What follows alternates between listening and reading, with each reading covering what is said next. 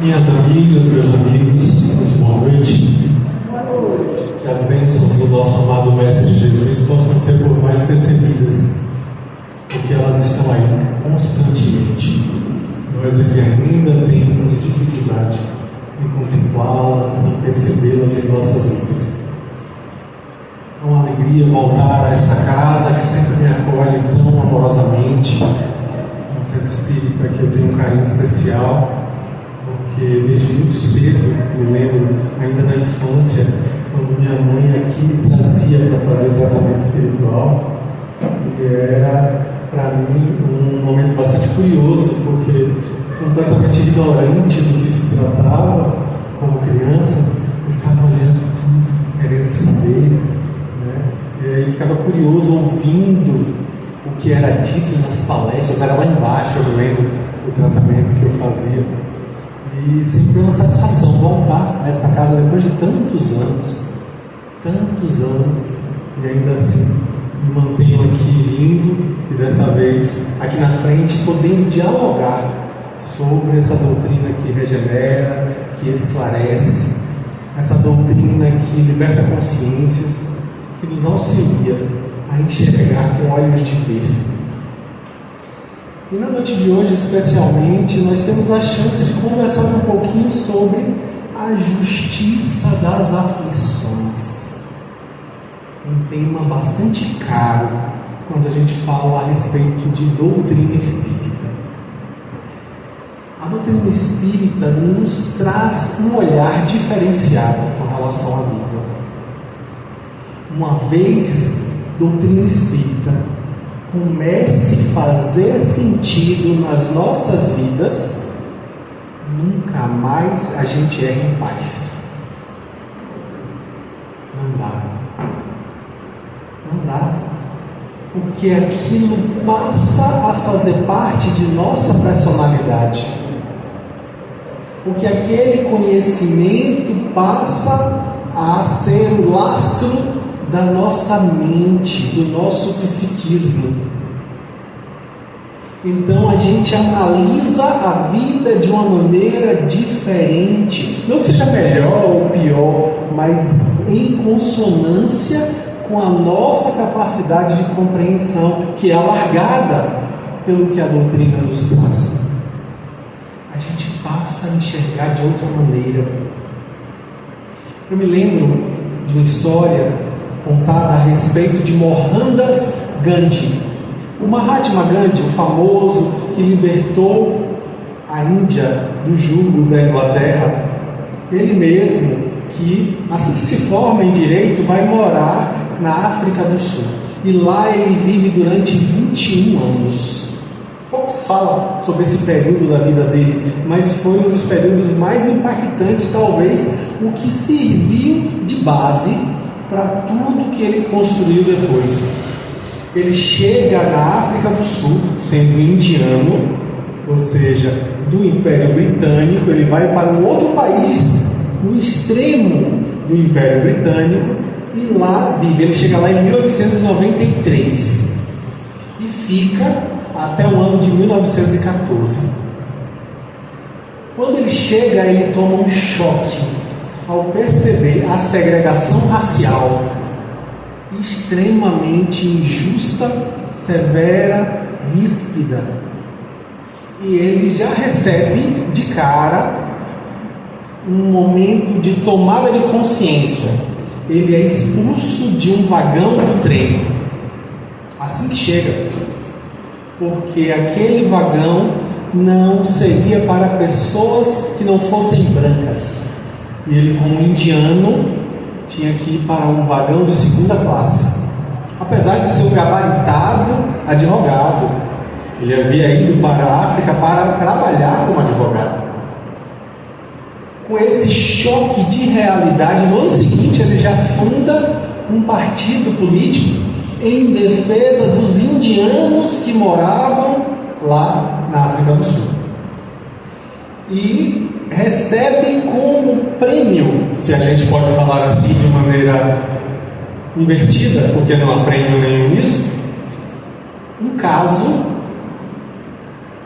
insolvível. Ele não conseguiria fazer nada com aquele caso. Qual era o caso? Era o caso de um jovem que havia matado uma criança branca, um jovem negro que havia matado uma criança branca com uma pedrada. Ele vai então investigar para saber do que se tratava, o que é que havia acontecido, e percebeu que aquele jovem vinha passando anos de vilipêndios, de ofensas, anos de humilhações, sendo colocado para fora, sendo enxotado, sendo encharcado com água, sendo cuspido, apedrejado em diversos momentos. Ele então, no instante em que ele é apedrejado pela mesma criança, ele pega a pedra e devolve com força, atingindo a criança no alto da sua cabeça. A criança morre ali e ele é preso, e ali estava, naquela circunstância, para ser condenado à morte. O papel de Gandhi apenas era ornamental. Já havia certeza de que ele morreria. Gandhi então, no momento do julgamento, tomando a palavra para fazer a sua sustentação oral, começou falando com o magistrado. Cumprimenta e começa a dizer quão grande era a alegria dele em estar diante de um tão grande juiz, tão famoso pelos seus textos, tão famoso por suas minutas, tão famoso por seus votos. Então, por isso, ele se sentia muito honrado de estar na presença daquele tão grande homem, e prosseguiu fazendo elogios, tecendo comentários extremamente elogiosos, honrosos àquele homem que era esplêndido na sua presença. E falava também da aparência daquele juiz, dizendo como ele era uma pessoa elegante, boníssima, uma pessoa educada, e falava e trazia toda a possibilidade de compreensão a respeito daquela retórica inflamada que aquele juiz detinha, e falava, e falava, e falava, 20 minutos de elogios, e aquele público, ninguém mais aguentava ouvir tantas falas elogiosas daquele juiz, até que um momento o juiz bate com o malho na mesa e diz: Senhor Mohandas Gandhi, por favor, pare de adulações e faça a defesa. Aí Gandhi então, tomando a palavra, diz: perdoe-me, Senhor meritíssimo, mas se o Senhor não é capaz de ouvir 20 minutos de elogios, quem seria meu cliente ao ouvir anos de humilhações e ofensas? Encerro aqui as minhas palavras. E acabou. E aquele homem foi absolvido. Injustiças nós as vemos em diversos lugares. As mais terríveis, algumas pequenas, tantas que nós próprios cometemos, apesar de muito frequentemente sequer admitirmos, mas fazemos. Esopo, o famoso escravo intelectual grego, famosíssimo pelas suas fábulas, já contava uma fábula a respeito disso. Ele dizia que havia um cordeirinho que gostava de ficar saltitando entre as árvores, que era muito bem quisto pelos animais, e que naquele momento ali, naquela área da floresta, ele era muito querido. Em determinado momento ele decide, conforme diz Esopo, buscar sua mãe para dizer: mãe, eu quero conhecer o outro lado da floresta. Mas a mãe diz: meu filho, lá mora um lobo, não vá para lá. Mas mãe, eu preciso conhecer. Mas meu filho, o lobo vai querer seu mal, não vá para lá. Mas mãe, todos me amam, eu sou querido por todos, por que o lobo iria querer algum mal de mim? Não, mãe, eu vou. E aí eu vou conversar com ele, caso ele tente alguma coisa contra mim, e tudo será resolvido. Eu sei argumentar, mamãe. A mãe, aflita, não tinha o que fazer, deixou o menino ir.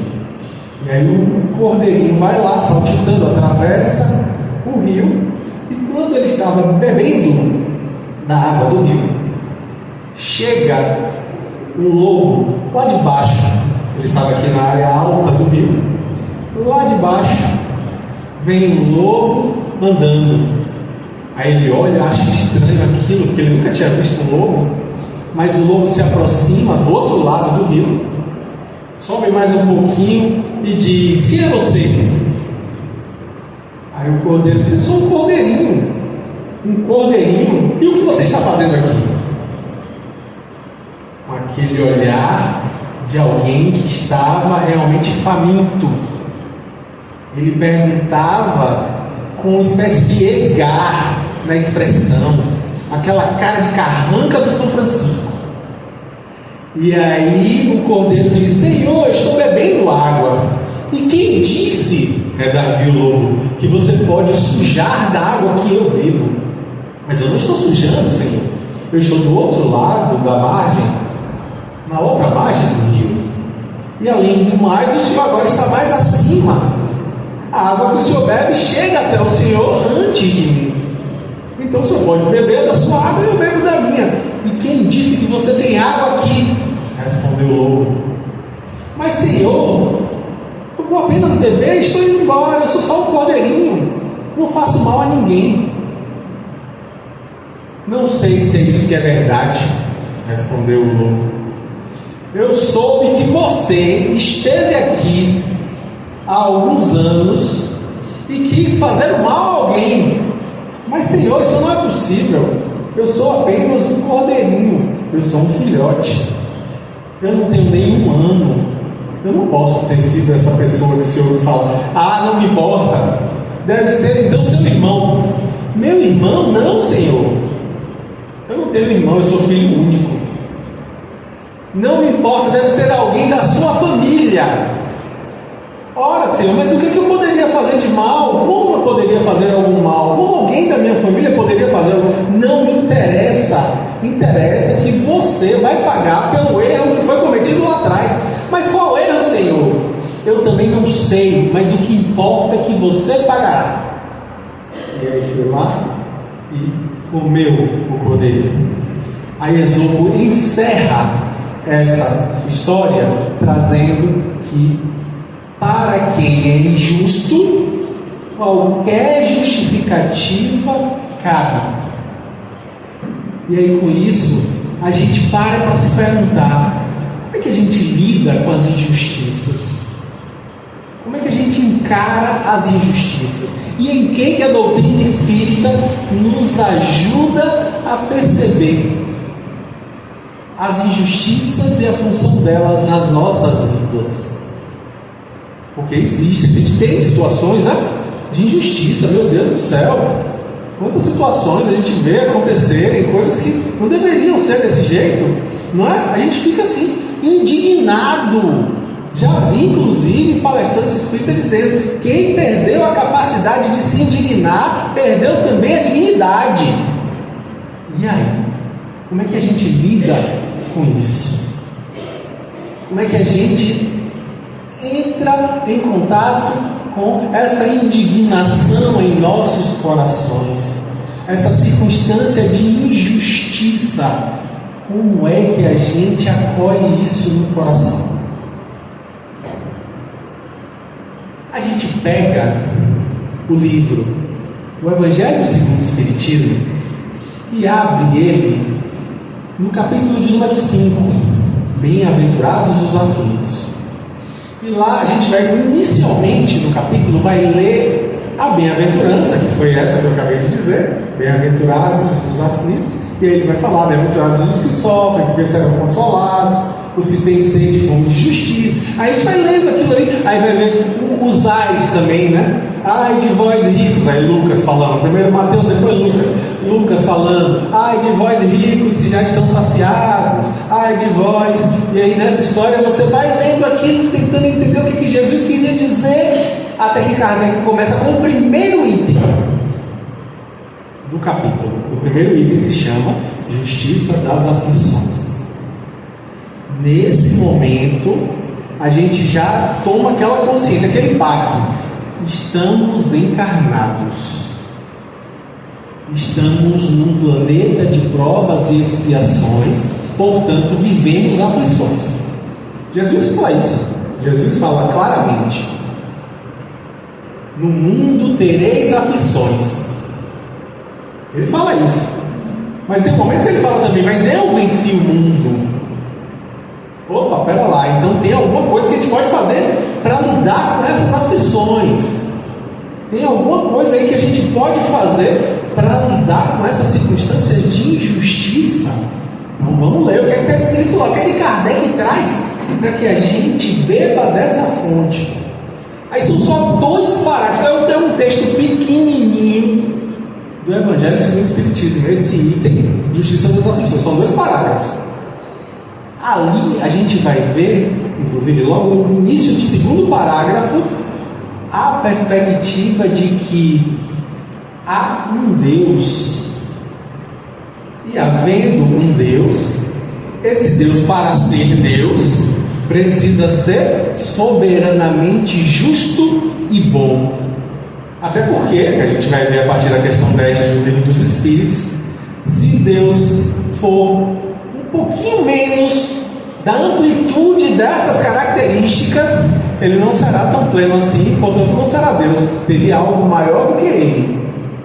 Então, para que ele seja Deus, ele precisa ser soberanamente justo e bom, dentre outras tantas coisas. Então, com isso, a gente já para se... Aliás, é uma questão para a gente se perguntar, né? A primeira questão do Livro dos Espíritos já traz ali alguns pressupostos filosóficos dos quais a gente geralmente não para refletir. A primeira pergunta do Livro dos Espíritos, de Allan Kardec, é aquela famosa: que é Deus? Ele não pergunta, Deus existe? Não. Kardec não pergunta se Deus existe, porque ali já está implícito: Deus é. Deus é. O que é? Ele quer saber o que é, porque Deus é. É interessante, né? Porque dentro da doutrina espírita, a gente precisa largar o olhar e encarar um Deus eu sou, como diz o texto em hebraico, a palavra Iavé, ou Jeová, como é traduzido para o português, significa literalmente eu sou. Está lá em Isaías, está lá também em Moisés, né? No Êxodo. A gente vai ver o que? Deus é. Deus é. É o que?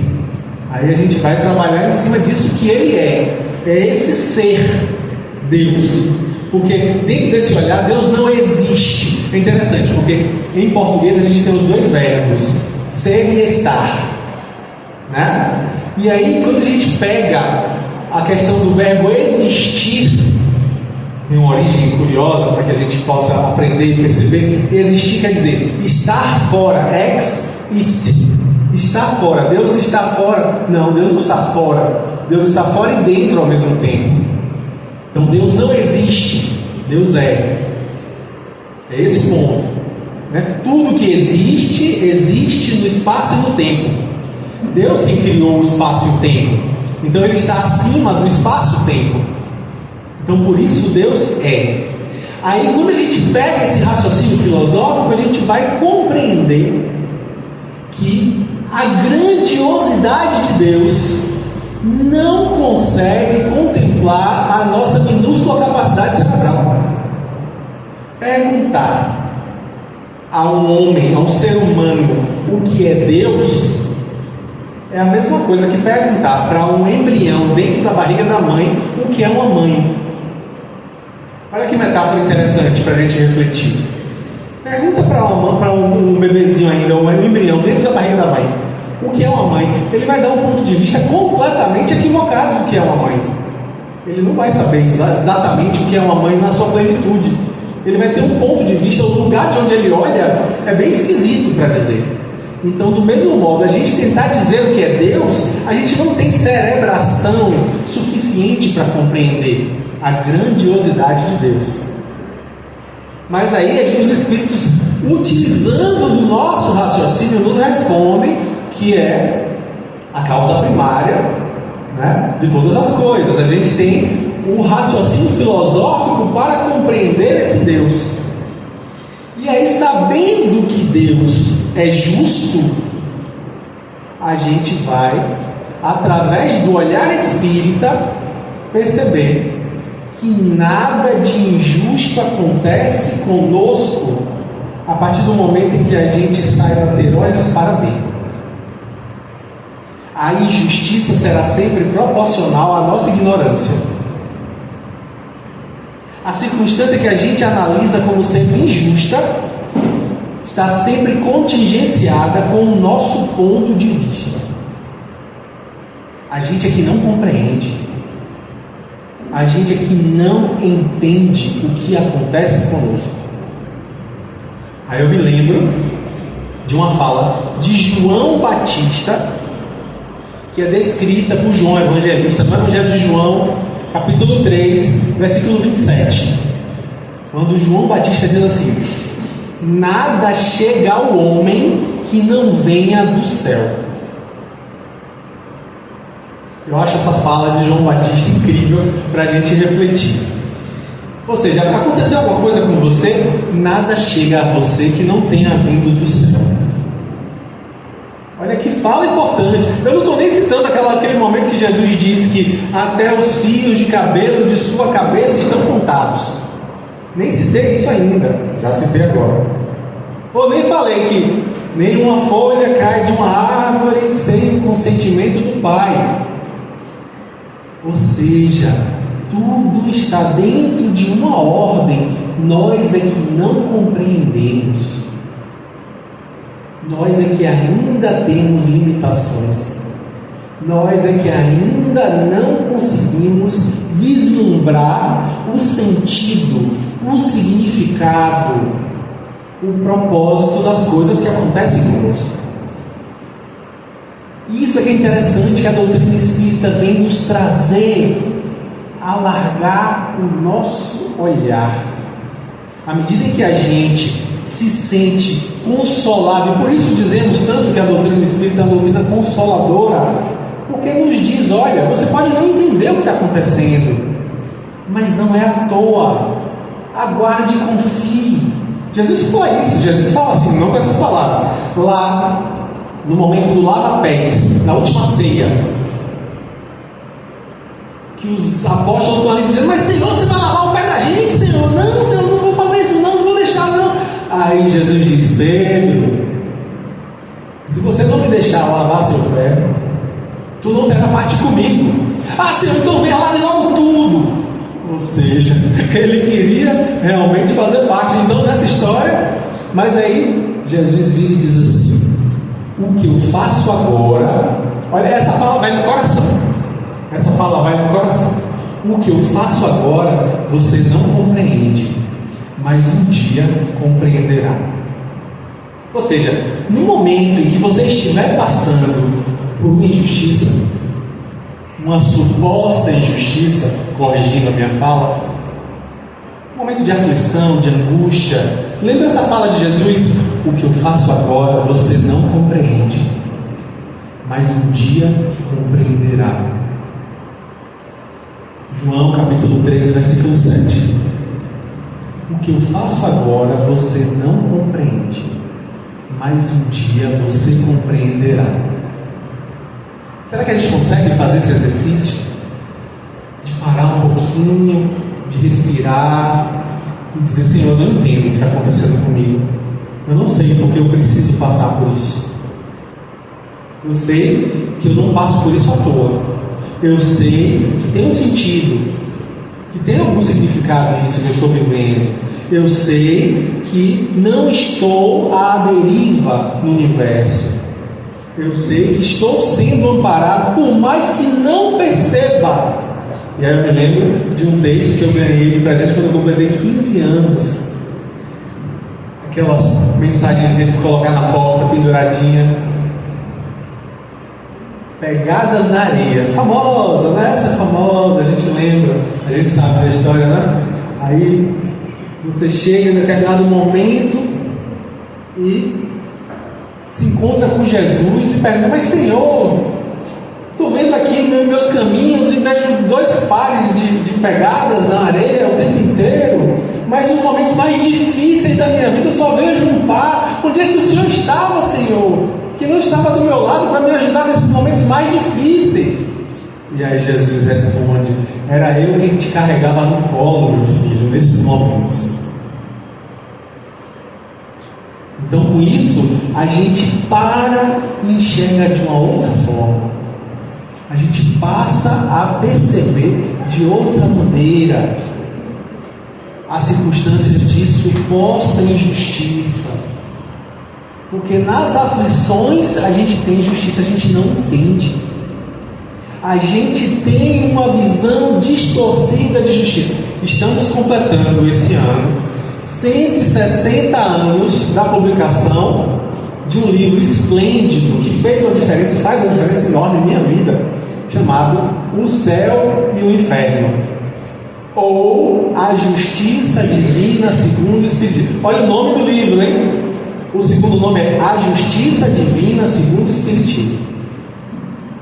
Essa obra esplêndida traz exemplos práticos de entrevistas feitas com os espíritos. Imaginei Kardec, uma espécie de antropólogo, uma espécie de jornalista, entrevistando os espíritos desencarnados para perguntar a eles como foi a experiência da morte deles e da vida, como foi a encarnação deles, como foi que eles viveram a vida deles e como isso redundou no plano espiritual, o que eles encontraram lá.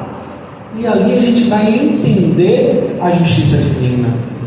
Ali a gente vai compreender que a noção de céu e a noção de inferno são noções psicológicas. Porque o céu e o inferno está dentro de nós. Joana de Ângeles, mentora espiritual de Divaldo Franco, dizia: morre-se como se vive. Ou seja, você vai encontrar do outro lado aquilo que você já encontra aqui.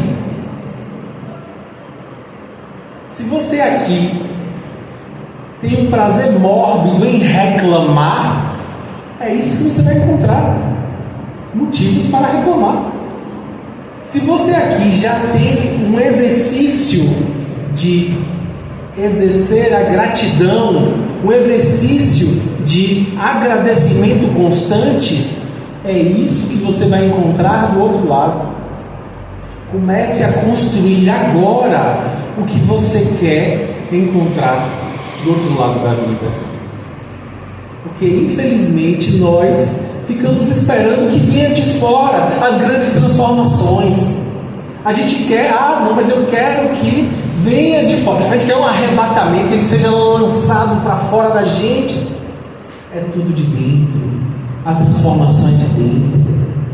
A mudança é uma porta que só tem a maçaneta virada para dentro.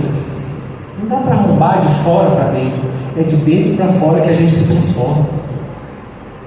Então, à medida em que a gente alarga os horizontes, a gente vai perceber, como temos lá no livro Céu e Inferno, que a justiça divina é plena, mas é também misericordiosa. Deus é profundamente misericordioso, extremamente amoroso.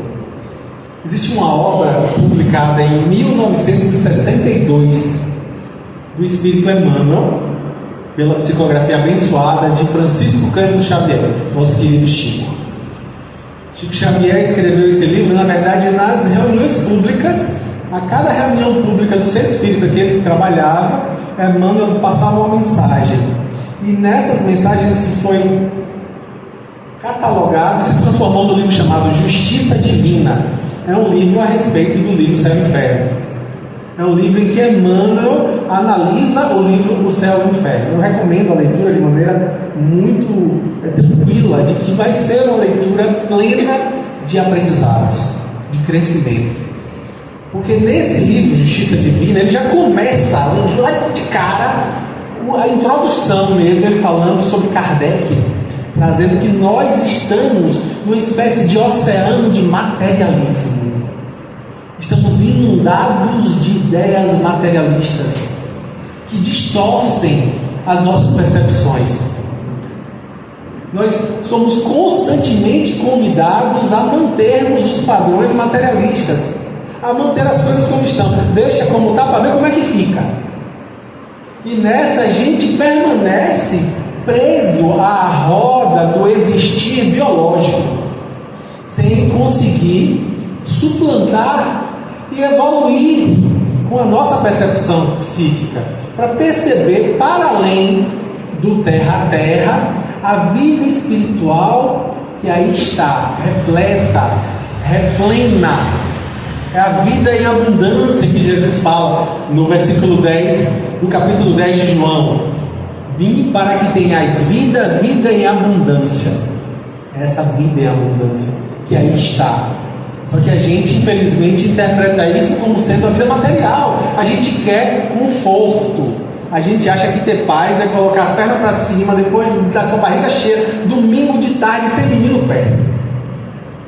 E acha que isso é paz, quando na verdade a gente precisa aprender a enxergar a paz na utilidade, no trabalho. É isso que os Espíritos tanto nos trazem. Khalil Gibran fala no livro O Profeta: trabalho é o amor feito visível. É esse senso de utilidade, esse senso de estar fazendo parte de algo maior. Abraham Maslow, psicólogo transpessoal, psicólogo humanista, dizia que é preciso que você seja o mais completo você, que só você pode ser. Mas aí veio Viktor Frankl e disse que não, que é preciso que você permita-se ser mais do que o que é, para que algo maior do que você se realize através de você. Aquela fala de Paulo de Tarso: já não sou eu quem vive, mas o Cristo que vive em mim. É essa percepção de que a gente precisa transcender a justiça dos escribas e dos fariseus, como dizia Jesus. Emmanuel chega em um determinado momento que ele fala que a nossa justiça cheira a vingança e o nosso amor rescinde a egoísmo. Olha a visão que a gente tem do que é justiça, vingança. A gente acha que é justo quando a gente é vingado. Ah, não, estou justiçado. Por quê? Porque fui vingado. A gente acha isso. Quando na verdade entra aí o conceito de misericórdia, que frequentemente é o que a gente precisa aprender diante das circunstâncias de suposta injustiça. O conceito de amorosidade, o momento em que a gente inclusive tem a chance de ser perdoado para assim aprender a perdoar. A gente vai incluir o perdão das ofensas. Tão difícil, mas absolutamente imprescindível para que a noção de justiça se amplie nas nossas mentes. A noção que a gente tem do que é justiça começa a se tornar cada vez mais fluida à medida em que a gente vai percebendo o quanto que a gente ainda erra, o quanto que a gente ainda se equivoca, quão imperfeitos nós somos, quão pequenos ainda somos, com as nossas questiúnculas, com os nossos problemas. E às vezes a gente tem uma visão completamente equivocada da vida. A gente tem uma crença ingênua de que a gente devia ser servido. A gente inclusive ainda hoje tem práticas religiosas completamente voltadas para a materialidade. Quantos de nós ainda viemos à casa espírita, ou aos templos religiosos em geral, para buscarmos privilégios? Quantos de nós ainda temos a crença de que Deus vai preferir uns aos outros? A nossa noção de justiça precisa ser ampliada. Que Deus é esse que tem predileções? Que Deus é esse? Que justiça divina é essa? Hoje, dia 29 de setembro, é dia dos arcanjos, dentro da tradição religiosa cristã. E aí são comemorados os três principais, né, que são Rafael, Miguel e Gabriel. Pois bem, a crença que a gente tem a respeito do que são os anjos é interessante para a gente pensar, né? Quer dizer então que Deus criou uma categoria espiritual separada de privilegiados que não vão precisar ralar para alcançar a felicidade, a iluminação. Eles foram criados de maneira especial, separada. Que visão equivocada é essa? A gente, que é espírita, sabe que todos fomos criados simples e ignorantes. Questão de número 115 do Livro dos Espíritos. Fomos criados simples e ignorantes, com as mesmas propensões para o bem ou para o mal. E cabe a nós o usufruto do nosso livre-arbítrio para aprendermos e assim caminharmos rumo à felicidade que nos aguarda. Joana de Ângeles diz que nós somos herdeiros da glória estelar. Ou seja, estamos fadados a sermos felizes. Cabe a nós parar de resistir. Cabe a nós nos despir do egoísmo que ainda nos reveste. Cabe a nós nos desidentificar do nosso orgulho, que é a pedra de tropeço, que nos atrapalha a convivência e nos atrapalha o usufruto dessa felicidade que tanta gente almeja. Está no egoísmo e no orgulho o problema. Os Espíritos deixam isso bem claro. O egoísmo e o orgulho são as matrizes de todos os sofrimentos humanos. Se você quer ser feliz, então comece a trabalhar isso. Comece a baixar a bolinha. Comece a diminuir o orgulho.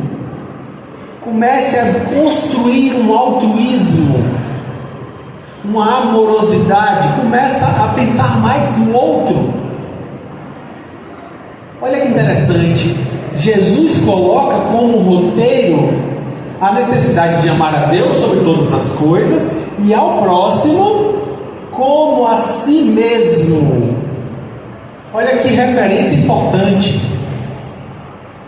O si mesmo é o benchmark, ou seja, é o padrão ouro. Ame-se, e a partir daí você ama o outro. Tem um guru oriental famoso que diz que é preciso que a gente crie um auto-amor tão pleno e tão abundante que ele consiga transbordar e alcançar aos outros. Ou seja, primeiro você precisa aprender a se amar. E aí no fim da vida Jesus vai e fala: amai-vos uns aos outros como eu vos amei. Olha que interessante. Primeiro ele diz amar a Deus sobre todas as coisas e ao próximo como a si mesmo. E depois ele diz amai-vos uns aos outros como eu vos amei. Ele se coloca como referência. Questão de número 625 de O Livro dos Espíritos. Jesus é nosso modelo e guia. É o nosso exemplo mor. É aquele a quem nós devemos copiar. E Ele nos ama com total desinteresse. E Ele nos ama com total entrega, de tal modo que dá a própria vida em amor de nós. E coloca isso como sendo a referência. É assim que é para vocês se amarem. Ele coloca desse jeito. Esse é o padrão ouro, é a forma como vocês precisam aprender a se amar.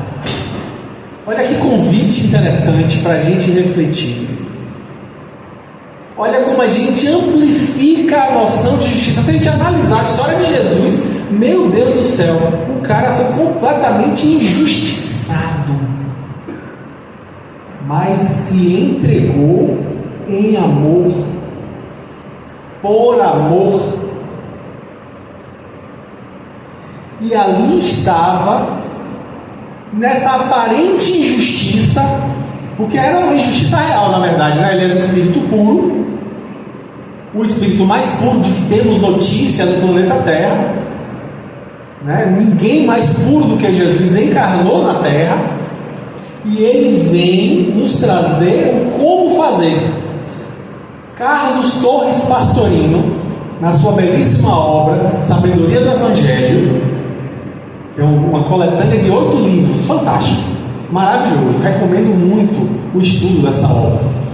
Pastorino, nesse livro, Sabedoria do Evangelho, vai dizer, logo no início, no primeiro volume, ele vai dizer que a vida de Jesus é exemplar. Em termos espirituais, aquilo ali quer dizer que a vida de Jesus condensa toda a jornada evolutiva do Espírito encarnado na Terra. Tudo que Jesus enfrentou, simbolicamente nós enfrentamos na nossa jornada de ascensão espiritual, no nosso processo evolutivo, na nossa iluminação espiritual. Se Jesus precisou subir o Gólgota carregando uma cruz, nós também, por nossa vez, precisamos fazer a mesma coisa de maneira simbólica. E ele próprio fala isso: tomai a tua cruz e me segue. Ele também fala isso para que a gente faça. Então, com isso, fica claro que, na verdade, tudo aquilo que Jesus sofreu de humilhação, de vilipêndio, todo o abandono dos amigos, nós também passamos por coisas semelhantes.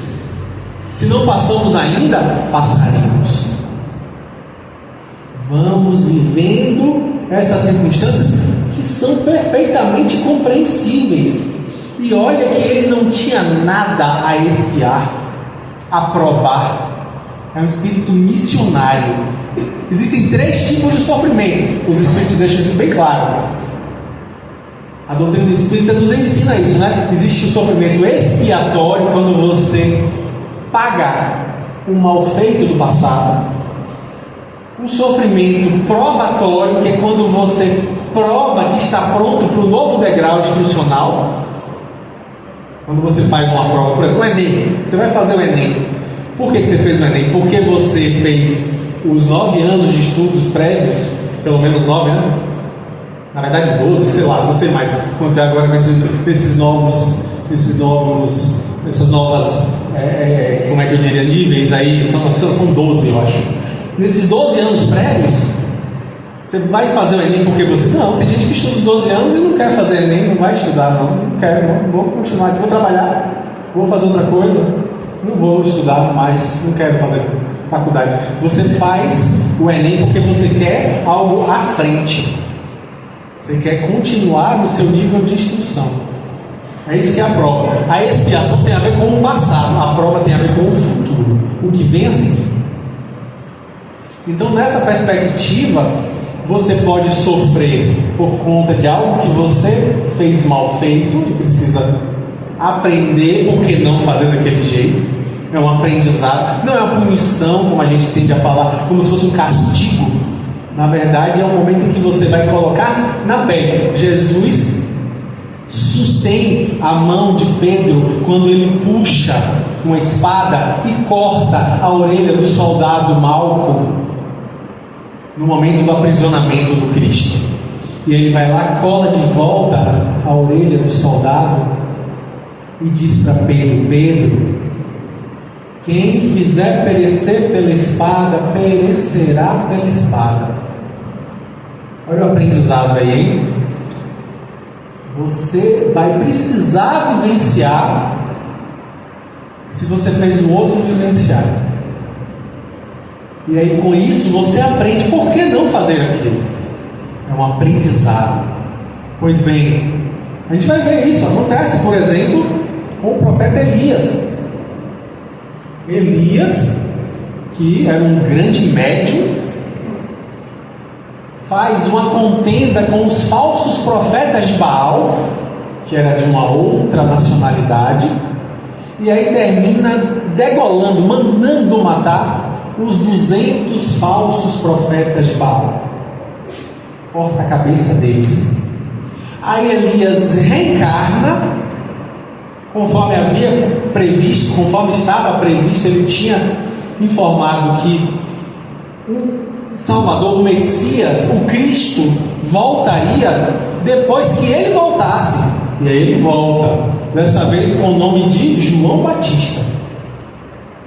E aí João Batista vem e encarna naquela mesma época, naquela mesma região, os ajudantes de Elias. Os ajudantes de Elias, que é engraçado que eu ouvi essa história pela primeira vez aqui nessa casa, lá embaixo, no tratamento espiritual que era feito antigamente. Pois bem, aí o seu Walter Ramos, né? Ele ainda trabalha aqui? Não, seu Walter Ramos, ele dizia que era primo de Tony Ramos. Olha para isso, que lembrança. Eu devia ter uns 12 anos quando eu vi essa história. E aí o que é que acontece? João Batista reencarna na área da Judéia, em uma época em que Herodes, com medo do nascimento do Messias que havia sido profetizado, manda cortar a cabeça de todos os meninos do sexo masculino que nascessem no seu reino, os ajudantes de Elias.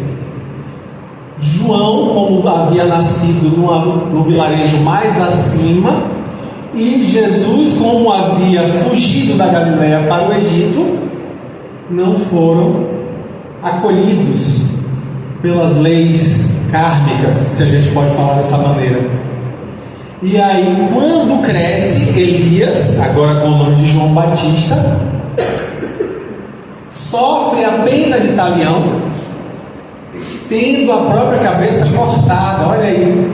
E Jesus falava: dentre os nascidos de mulher, João é o maior de todos. Ou seja, Jesus separava esotericamente os homens nascidos de mulher dos filhos do homem. Ele dizia: eu sou filho do homem. Filho do homem quer dizer o quê? Eu sou o produto da humanidade. O que vem depois do ser humano sou eu, o Cristo. Enquanto que quem ainda precisa reencarnar é o chamado filho de mulher. Ou seja, dentre os encarnados, daqueles que ainda precisavam reencarnar, João Batista era o maior de todos. O espírito mais evoluído que estava na terra abaixo de Jesus era João Batista. E aí com isso a gente entende o que aconteceu. Uma suposta injustiça, na verdade, era a manifestação da misericórdia divina, trazendo o aprendizado necessário. Olha que interessante, para a gente alargar os horizontes e perceber que tem muito mais entre o céu e a terra do que pode julgar a nossa vã filosofia. Como a gente precisa acalentar nossas almas, os nossos corações, para perceber quão pequenas são as nossas visões sobre a vida, sobre os fatos da nossa existência. Como precisamos alargar o horizonte para perceber a misericórdia de Deus. É imprescindível que a gente tenha humildade diante da grandiosidade de Deus e do seu universo, para ainda se falar, como dizia Paulo de Tarso: em tudo dai graças. Em tudo dai graças. Conseguir agradecer a Deus, apesar dos tantos pesares que nós vivenciamos diuturnamente. Obrigado, Senhor, por essa prova que me chega. Obrigado, Senhor, por essa expiação que ora estou vivendo. Obrigado, Senhor, pelas dificuldades, pelos desafios. Não estou aqui conclamando ninguém a ser sadomasoquista, dizer, vou sofrer porque sofrer é bom. Não estou dizendo que sofrer é bom, não, gente. Estou dizendo que eu sei que as tempestades virão na minha vida, então que eu aprenda alguma coisa com elas. Como dizem os árabes, o provérbio árabe que diz assim: mares tranquilos não fazem bons marinheiros. Então que a gente saiba que eu não vou sair por aí procurando tempestade, mas eu sei que eu vou vivê-las. Eu não vou sair por aí procurando sofrimento, mas eu sei que o sofrimento vai me alcançar. Eu estou encarnado, não é à toa. Joana de Ângeles fala no livro Dias Gloriosos, não é à toa que a primeira coisa que a gente faz quando encarna, nasceu, a primeira coisa que faz o quê? Chora. É como se estivesse dizendo assim, cheguei, mundão de meu Deus, eu sei que vou passar, não por tão poucas, nem por tão boas. A gente fala poucas e boas, não, nem poucas nem boas. Eu sei que eu vou passar por cada uma, mas ainda assim, eu me disponho a aprender. Porque eu sei, como diz Jesus, vinde a mim todos vós que sofreis, porque comigo o fardo é leve e o jugo é suave. Olha que fala importante essa. Ele não diz assim, comigo não tem sofrimento. Não, ele não diz isso não. Comigo você não vai sofrer. Não, Jesus diz, comigo o fardo é leve e o jugo é suave. Com Jesus a gente aprende a relativizar o impacto desses sofrimentos. Com Jesus a gente aprende a enxergar de uma outra forma os desafios que a vida nos traz. Então que a gente saiba acolher essa nova percepção a respeito da vida que a doutrina espírita nos permite, nos lega, para que com esse novo olhar a gente se sinta fortalecido e encorajado para dar o nosso melhor e para sermos pessoas melhores, porque é isso que a Bíblia está nos convidando a fazer, e sempre esteve nos convidando a fazer. Sejamos melhores, porque questão de número 1004 de O Livro dos Espíritos, o sofrimento dura até o momento em que a gente se melhora. Quanto mais a gente consegue se melhorar, menos a gente sofre. Que as bênçãos do Cristo acertem em cheio o nosso coração com essa certeza, para que a gente se sinta cada vez mais pleno e fortalecido. Que assim seja.